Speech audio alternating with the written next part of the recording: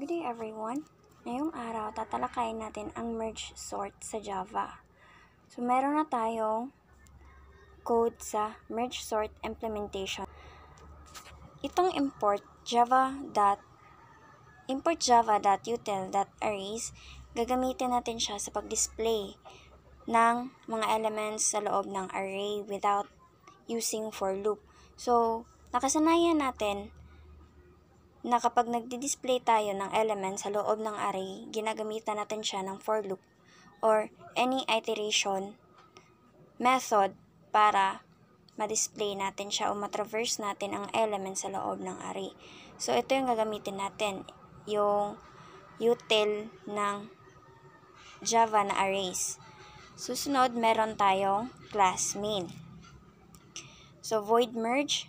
Dito sa loob ng method na to, may merge tayo ng dalawang sorted na array. So, tatanggap siya ng argument na array. Itong int p, q, tsaka r. So, ang values nito ay galing sa ibang method natin na merge sort. So, ito, magdi-declare tayo ng dalawang variable, si n1 tsaka si n2. So, ang purpose ng dalawang to, dito, kinakalculate ang haba ng dalawang sub-arrays natin.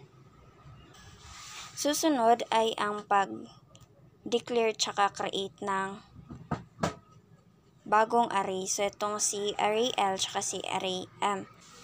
Ang dalawang array na to, ito yung magiging container ng dalawang sub-array natin, yung kaliwa tsaka kanan.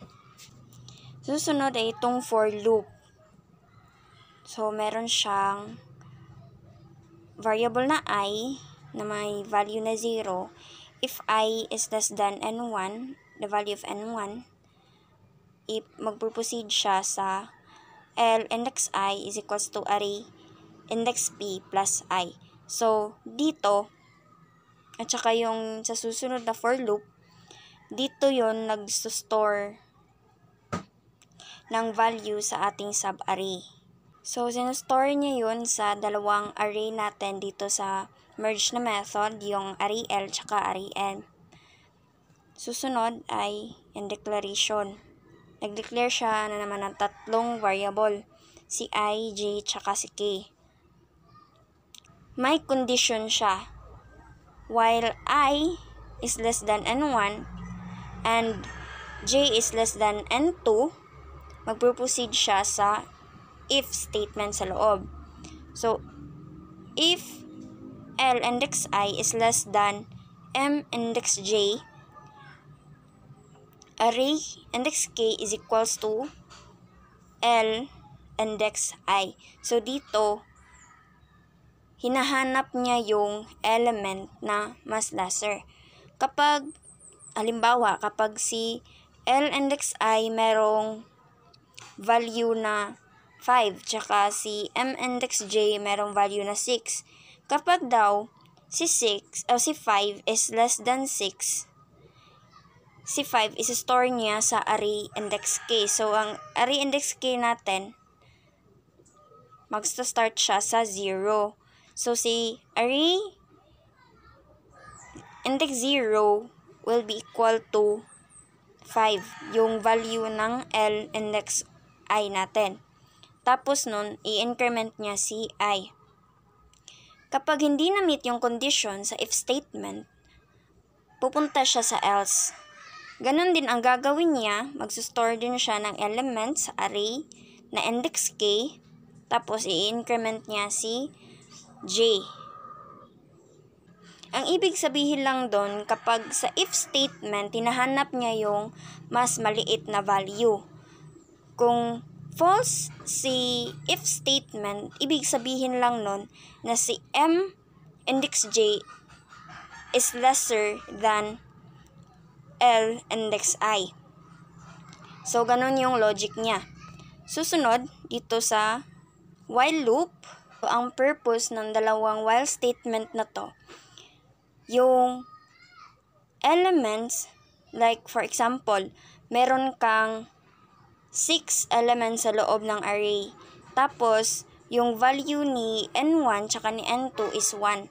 So, from 0 to 1, yun lang ang chine-check ng if-else statement natin. Yung the rest, galing sa index na 2 hanggang sa last element natin, dito niya sinistore yung the rest ng elements na hindi pa na-check ng kondisyon. So, ibig sabihin ng the rest ng elements na hindi pa na-check ng kondisyon, yun yung mga unsorted na mga elements sa loob ng array. Susunod, meron tayong method na merge sort. So, dito sa merge sort, dito niya hahatiin yung mga elements sa loob ng array. So, the process of sorting an element using merge sort is hinahati-hati niya yung elements sa loob ng array. So, dito, like for example, we have the value left 0. Tsaka yung right natin is 5, for example. So, 0 tsaka 5. I-check nyo yung condition. If daw, si left is less than right. So, yung value ng left natin ay 0. So, 0 less than the value of right is 5. Kapag nag-true siya, ika-calculate nyo yung middle element.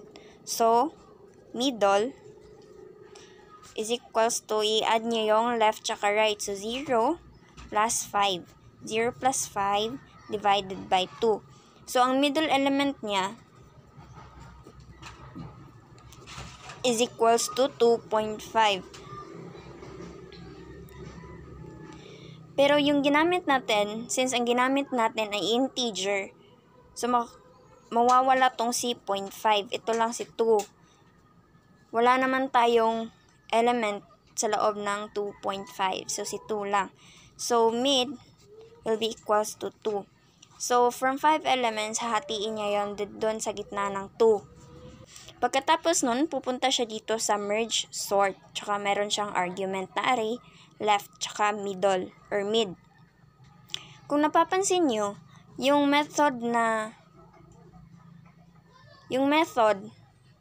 ini-explain ko ay merge sort. Pero tinatawag niya rin si merge sort sa loob ng kanyang method. Ito yung tinatawag na recursion o pagtatawag ng method niya sa loob ng kanyang method. Or calling its method inside its own method. Ito yung recursion. So, pagkatapos nun, another method call. Ngayon, iba na naman yung argument niya. So, magiging array, mid plus 1, tsaka right.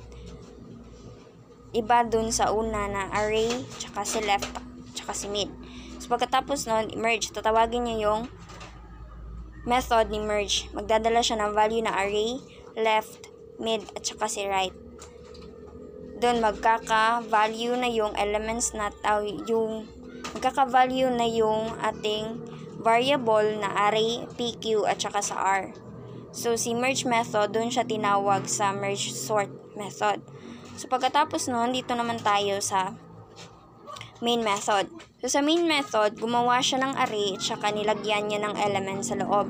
So, meron siyang elements na 6, 5, 12, 10, 9, 1. So, pag napansin nyo, ito ay isang unsorted na array na meron siyang 6 na elements at ang size ng kanyang array is 5. So, next is nag-instantiate siya ng object na main. Katapos nun ay tinawag niya si merge sort, carrying the value of array, 0, array length, minus 1. So, kapag yung array natin, yung length niya ay 6 minus 1, ang magiging value nung katapat na variable niya dun sa merge sort ay magiging 5. So, pagkatapos nun ay print niya si sorted array at saka dito na yung nagamit yung ating import na arrays. So, arrays dot to string. Tapos, si array yung ginagamit natin na may laman na elements.